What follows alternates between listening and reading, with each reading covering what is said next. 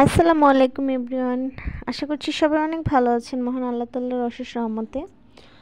তো আজকে আপনাদের সাথে যে কথাটা বলবো এটা হয়তো সবারই পারিবারিক জীবনে ঘটে থাকে বা এটাই বাস্তবতা। হ্যাঁ, যেমন হচ্ছে যে বউটা সবসময় হচ্ছে শ্বশুর শাশুড়ি বা যে কোনো মানুষের মুখে মুখে উত্তর দিতে পারে, সেই বউটা কিন্তু দিন শেষে না ভালোই হয়। যেমন মনে করেন সে বড় মেজো ছোট যে বই হোক না কেন, যখন তাকে খোঁচা মেরে কথা বলা হয় বা যে কোনো কিছুভাবে তাকে আঘাত দেওয়া হয়, যে মেয়েটা বা যে বউটা ইনস্ট্যান্টলি প্রতিবাদ করে সে কিন্তু ওই মুহূর্তটুকুর জন্য খারাপ, পরবর্তীতে কিন্তু ঘুরে ফিরে সেই ভালো হয়। আর যে মেয়েটা অনেক ওয়েট করে, আল্লাহ এটা আমাকে বলছে, আমি কি এখন উত্তরটা দিব, এটা কি ঠিক হবে কথাটা বলা, না থাক পরে উনি শুধরাবে, পরে আমি বলবো। তো পরে পরে বলতে বলতে দিন যায়, মাস যায়, বছর যায়, যতবারই তাকে খোঁচায় কথা বলুক, অপমান করুক, সে কিন্তু সহ্য করে থাকে। হ্যাঁ, তো একটা সময় হয় কি, সহ্য করতে করতে মানুষের তো একবার সহ্যের বাঁধ ভেঙে যায়।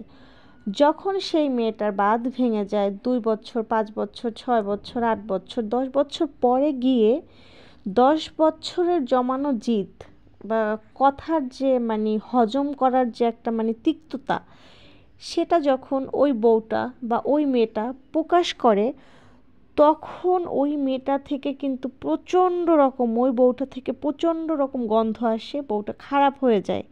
এইটাই আমাদের সমাজ ব্যবস্থা। হ্যাঁ, আর যে বউটা প্রতিনিয়ত তার সাথে হওয়া অন্যায়ের মানে বি- অন্যায়ের সাথে সাথে ইনস্ট্যান্ট উত্তর দিতেছে, ওই বউটার সাথে কিন্তু তার হাজব্যান্ডও থাকে। হ্যাঁ, এবং হাজব্যান্ডের কাছে সে যখন বলে, তাকে যখন বিচারের কাঠগড়ায় দাঁড় করানো হয়, তখন সে কি বলে, আমাকে প্রতিদিন বলে আমিও বলি।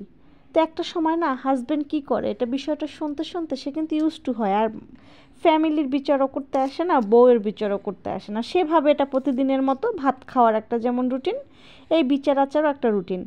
আর যে বউটা ভদ্রতা দেখাইয়া দিন যায়, মাস যায়, বছর যায়, 5-10 বছর কাটাতে থাকে, সে হঠাৎ করে যখন একদিন প্রত্যেকটা কষ্ট, প্রত্যেকটা ক্ষোভের জন্য যখন সে মুখ খুলে, তখন রে ভাই সেই বউটা যেই খারাপ হবে না রে ভাই, ওই বউটা সবচেয়ে খারাপ। এবং তখন হাজবেন্ড কি বলে জানেন ওই ধরনের বউগুলোকে, তোমারই তো দোষ, তুমি কেন উত্তর দিতে গেছো।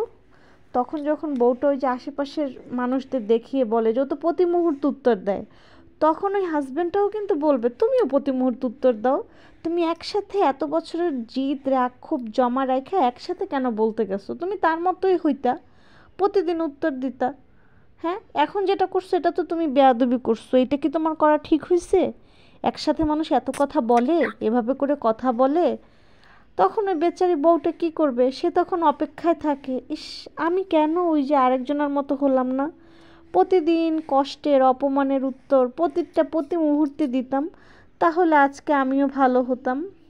তো আলটিমেটলি কথা কি জানেন, অন্যায়ের প্রতিবাদ সেটা শুরু থেকেই না করতে হয়, সেটা মিষ্টি মিষ্টি অন্যায় হোক আর দুষ্টু দুষ্টু অন্যায়।